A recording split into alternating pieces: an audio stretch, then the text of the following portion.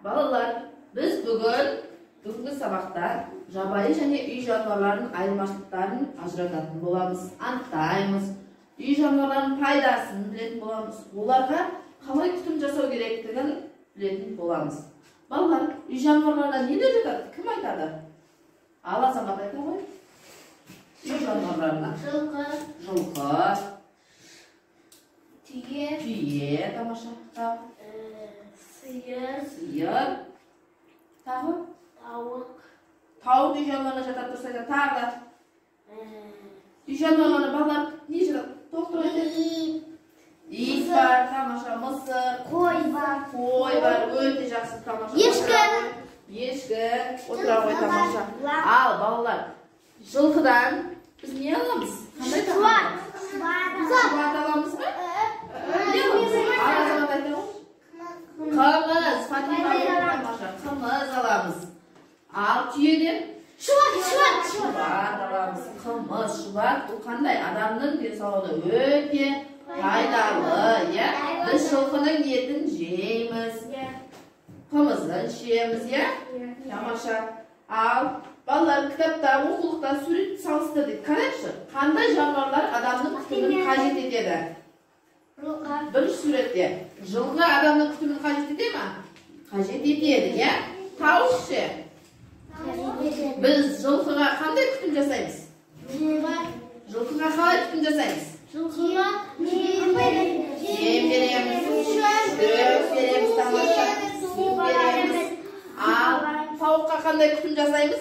Жем береміз. Тауық бізге не береді? Дұрыс айтады, тауыққа жем береміз. Қандай жем береміз? Бидай, жүгері, арпа береміз, иә? Өте жақсы, иә? Ал мұнда сиыр бізге не береді? Сүт береді. Оған қалай күтім жасаймыз?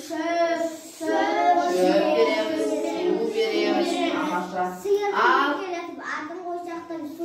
Тамаша.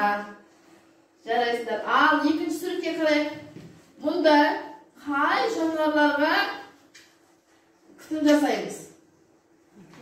Ал балалар, мұнда екінші суретте күтімді қажет ететін жануар бар ма?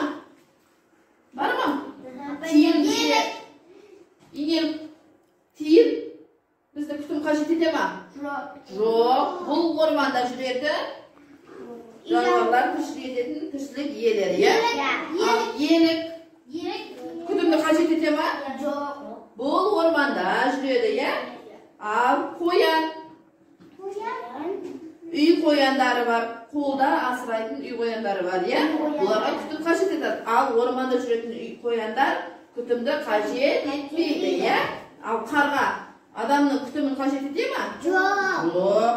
Қажет етпейді.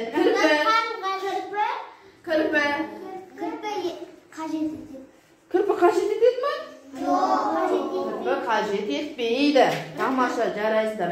Балалар, ендеше біз тақтаға қараймыз.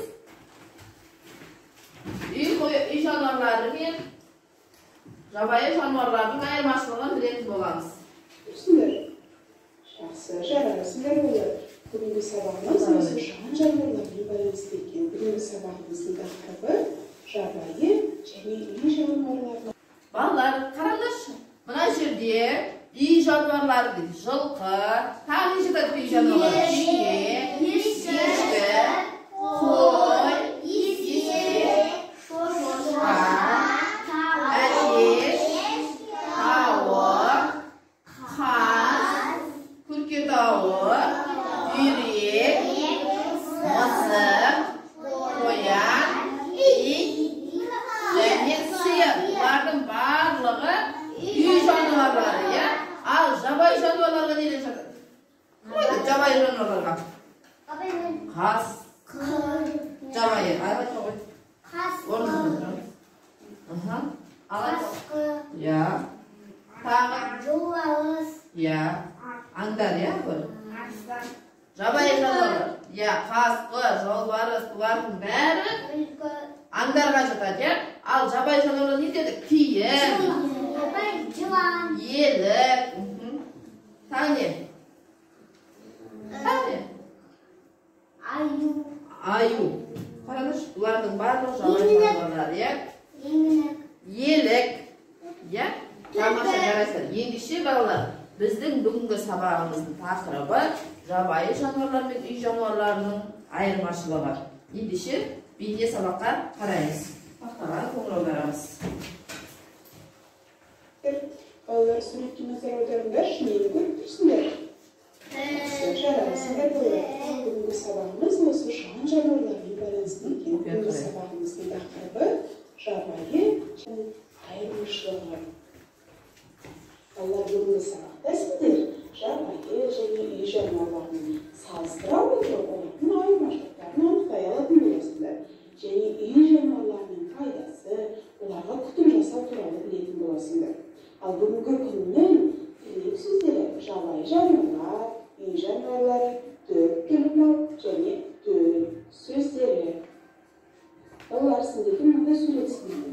Суреттерді салыстырып көрейік. Қандай жануарлар адамның күтімін қажет етеді? Ал қандай жануарлар өздігінен тіршілік ете алады? Дұрыс айтасыңдар балалар, суретке жақсылап тең қойып қарағанда бірден байқайды, қандай жануарларға күтім қажет ететінін, ал қандай жануарлардың өздігінен тіршілік ете алатынын. Ал енді осы екі топтағы жануарларға сипаттама берейік балалар. Жабайы жануарлар табиғат аясында өз бетімен тіршілік ететін жануарлардың түрі. Балалар, мынандай қызыл ойыннан көрейікші. Берілген атаулардың көлеңкесін табуымыз керек. Ол үшін сендерге 15 секунд уақыт беріледі. Кез келген жағдайда видеоның ортасына тоқтатып, асықпай ойлануға болады.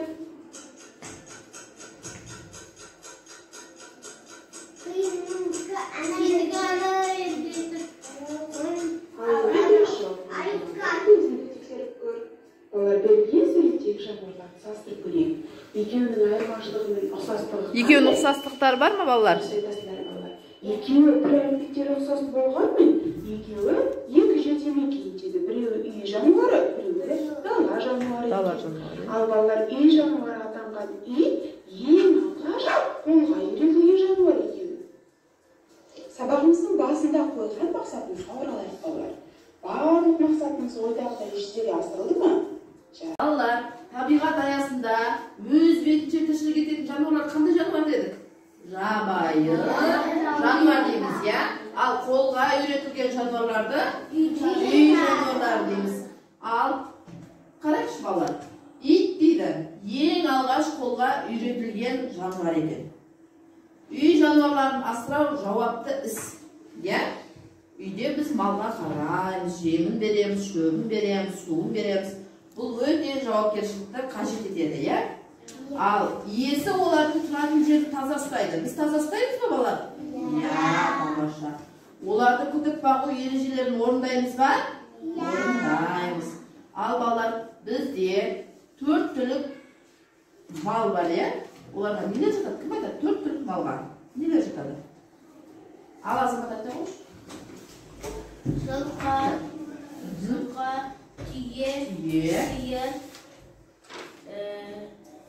және қой, ешкі, тамаша, жарайсың.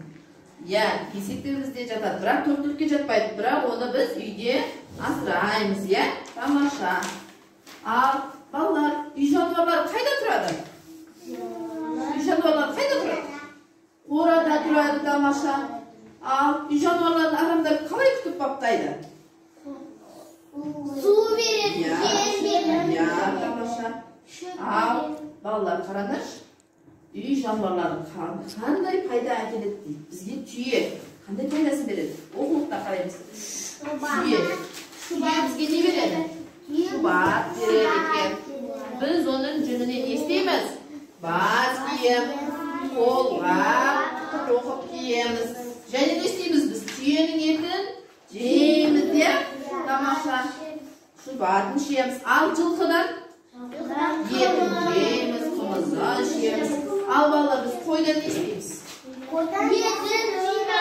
Етін жейміз. Жүнінен киім тоқып киеміз.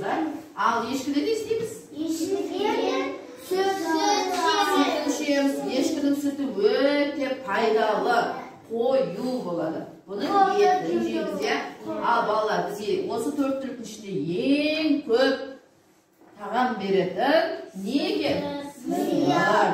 Ал сиырдан не істейміз?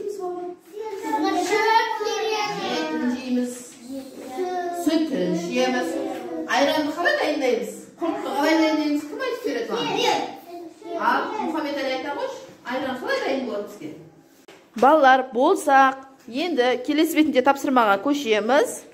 Үй жануарларынан не алынады? Сәйкестендір дейді. Ал, түйеден нені алынады? Сиырдан не алынады екен? Қойдан, жылқыдан не алынады екен? Кәне? Сызбамен жүргізіп қоямыз.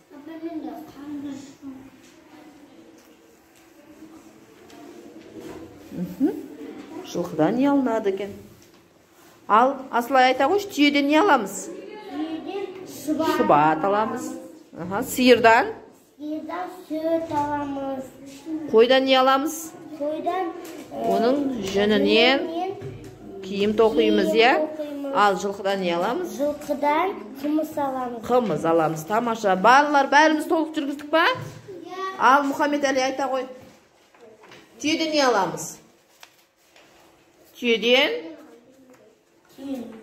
не аламыз, балалар? Шұбат аламыз. Сиырдан не аламыз? Сүт аламыз. Аха, қойдан не аламыз? Киім тоқимыз, я? Ал, жылқыдан не аламыз дедік? Қымыз. Тамаша, жарайсыңдар, балалар. Балалар, ендеше қазір сендерге топтық жұмыспен жұмыс жасайық. Екі топқа екі қағаз беремін, соны түрлі мекендеріне орналастырып апарамыз, я? Жабайы жануарлар. Мұнда балалар суретке қарап жануарлар тобын жіктейміз. Тұяқты, су жануары, кеміруші, жыртқыш деп бөлінген. Соны өз орындарына апарып жіктеп белгілейміз. Қазір топта жұмыс жасаймыз. Ал балалар, сіздерде жақын келеміз. Келе ойналар. Суреттегі жануарлар мекен ету ортасына қарай жіктейміз. Көлде не мекендейді, орманда не мекендейді, шөлде не мекендейді, кәне жүргіземіз орында. Тұяқты жануар, су жануары, кеміруші, жыртқыштар қайсысы? Өзіне жүргіземіз.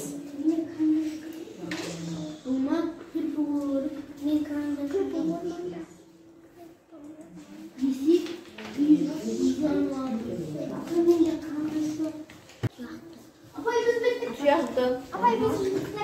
Тамаша, бір кел топ қол шапалақтай